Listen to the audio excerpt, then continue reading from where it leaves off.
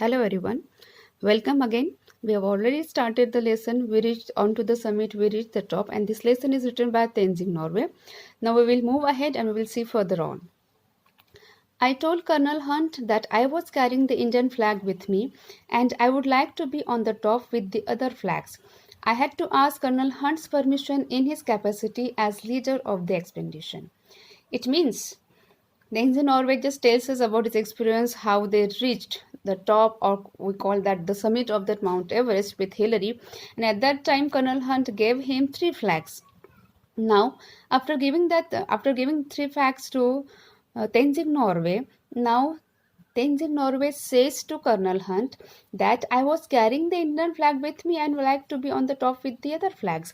अब यहाँ पर हमने देखा था लास्ट वीडियो में कि यहाँ पर तेंजिंग नॉर्वे जाते हैं हिलरी के साथ माउंट एवरेस्ट को समिट को वहाँ पर कॉन्कर करने के लिए, यहाँ पर वहाँ पर पहुँचने के लिए. अब यहाँ पर ऐसे होता है कि जो कर्नल हंट होते हैं उनको ऑलरेडी थ्री फ्लैग्स देते हैं, but after receiving that three flags what Tenzing Norway से, यहाँ पर तेंजिंग नॉर्वे क्या कह रहे हैं कर्नल हंट को? वो कह रहे हैं कि मेरे पास और एक फ्लैग है, और वो फ्लैग कौन सा है? इंडियन फ्लैग है, और मुझे बहुत अच्छा लगेगा, means I will be very happy if I reach the summit of that mount Everest with Indian flag also. And he again says कि मुझे बहुत खुशी होगी कि ये जो इंडियन फ्लैग है जो मैं अपने साथ कैरी कर रहा हूँ, अगर मैं टॉप पर पहुँचता हूँ माउंट एवरेस्ट के, तो मुझे बड़ी खुशी होगी कि मैं ये फ्लैग अपने साथ कैरी कर रहा हूँ. I had to ask Colonel Hunt's permission in his capacity as leader of the expedition. Now here Tenzin Norway tells us, the reader or us, that I had to ask Colonel Hunt's permission in his capacity. It means, of course, we know that Tenzin Norway was carrying with himself the Indian flag, but at that time he needed to take the permission of Colonel Hunt because he was the leader, he was the head of that expedition. Here the meaning of capacity means a specified position, means he was the higher position, that is Colonel Hunt. So that's why यहाँ पर जो Tenzing Norway है उनको सबसे पहले permission लेना जरूरी था. किसकी? यहाँ पर कर्नल हंट की, कि हाँ वो अपने साथ इंडियन फ्लैग कैरी कर रहे थे, क्या वो ले जा सकते हैं क्या? Because he was the leader of the expedition. Because ये जर्नी थी जहाँ पर हम एक पर्टिकुलर पर्पस के लिए जो जर्नी हम लोग एक स्टार्ट करते हैं, that is called expedition. So Colonel Hunt was the leader of that expedition. So that's why यहाँ पर तेंजिंग नॉर्वे को कर्नल हंट की परमिशन लेना जरूरी था कि वो क्या अपने साथ इंडियन फ्लैग कैरी कर सकते हैं क्या, जब वो वहां पर टॉप पर पहुंचेंगे तब. Now in the last we will see Indian flag. Colonel Hunt said, by all means, I am glad to know that you brought an Indian flag. Now here, Tenzin Norway took the permission of Colonel Hunt, or he just asked the permission to Colonel Hunt whether he will carry that flag with him or not. Now, here Colonel Hunt said to Tenzin Norway, yes, by all means, I am very happy that you have or you are bringing with you an Indian flag.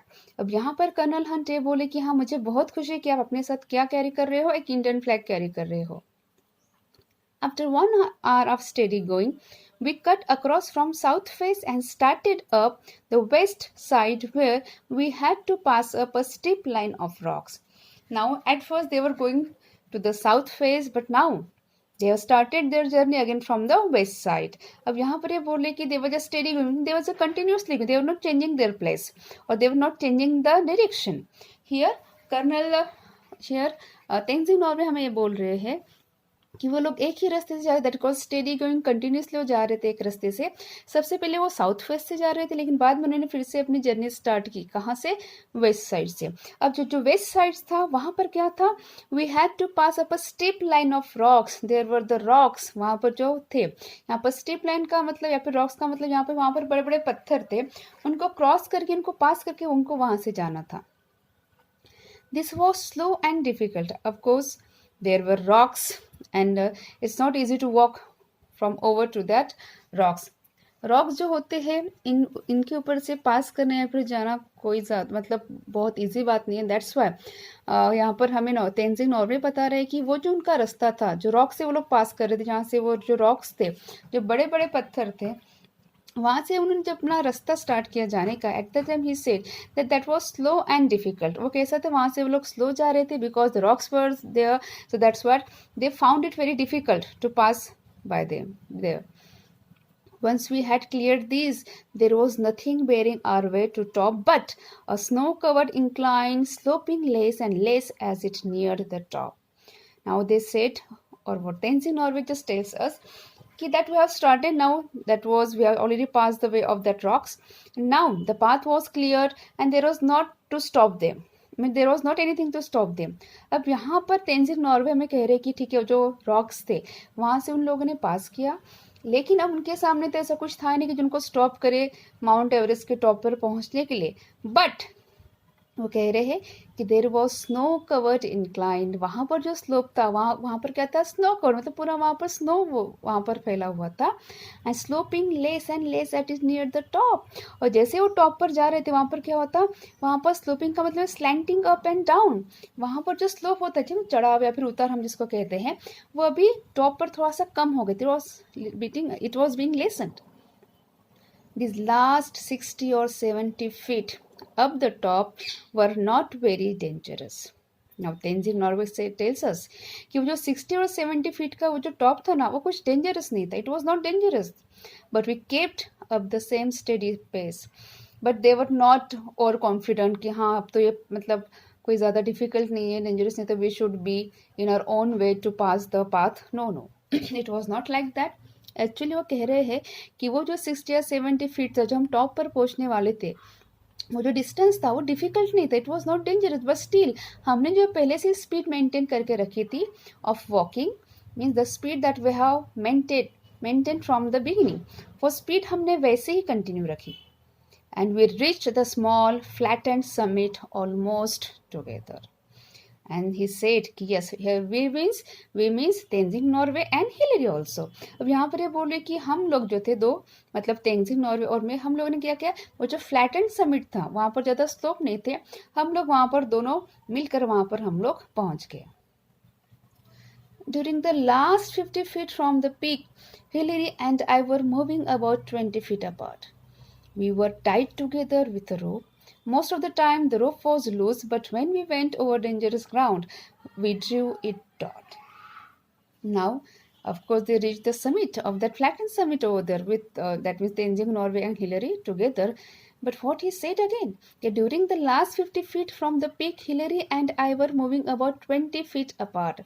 Means वो जो pick था, वो जो summit था, वहाँ से वो कह रहे हैं कि हम लोग क्या थे, हम लोग 50 फीट थोड़ा सा दूर थे, लेकिन Hillary and I were moving about 20 feet apart. It means the distance between Hillary and the writer was 20 feet.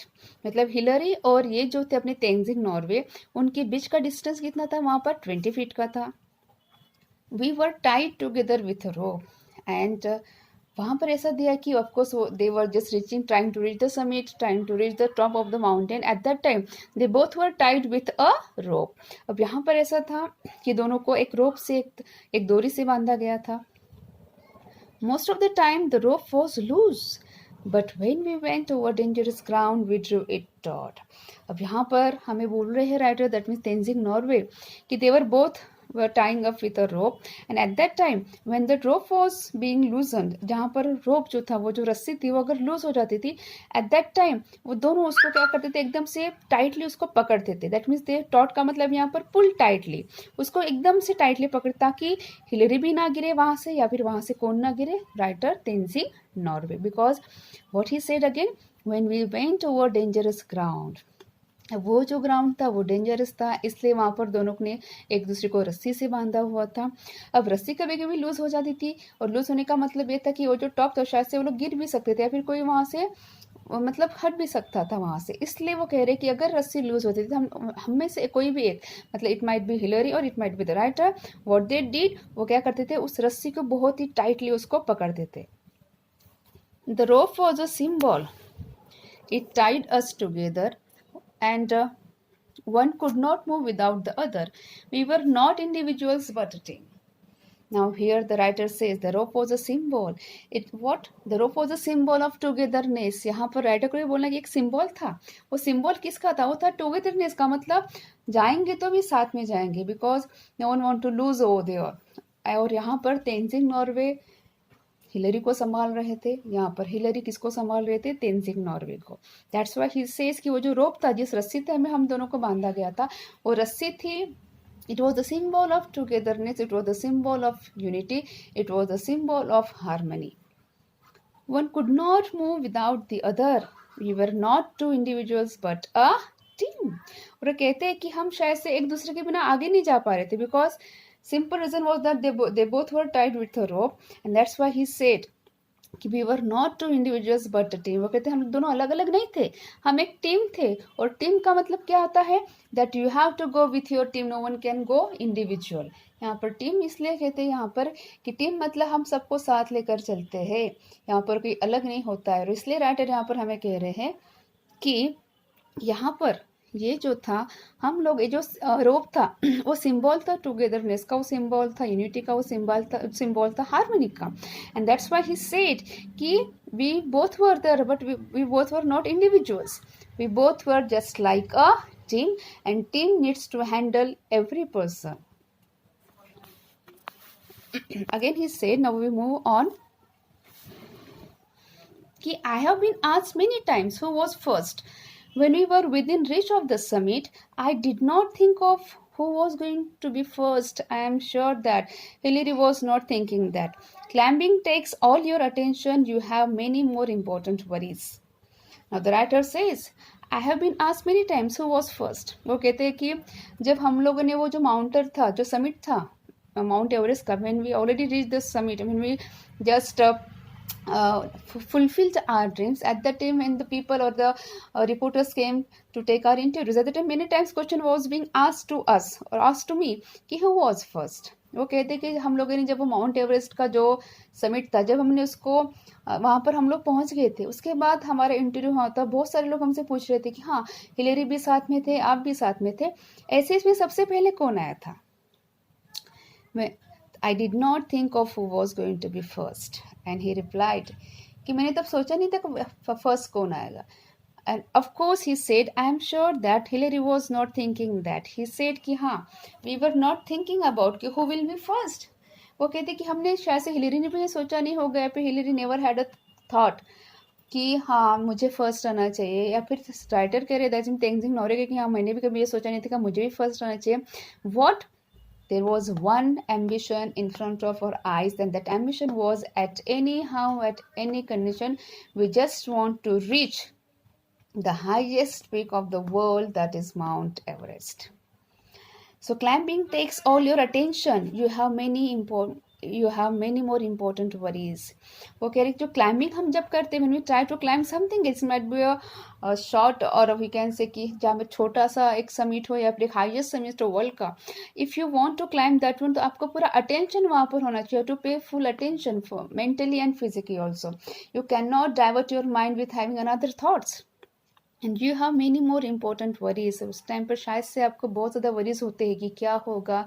Sometimes negative thoughts also might occur in your mind also. Sometimes means a man becomes pessimistic, but still climbing is not an easy task. It needs full determination, it needs what? Full attention. So that's why the writer says कि yes you have many more important worries. आपको बहुत worries होती है, लेकिन जब आप climbing करते हो at that time you need to pay full attention towards that. So hope you guys understood this lesson. So in our next video we will see next stanzas. Thank you.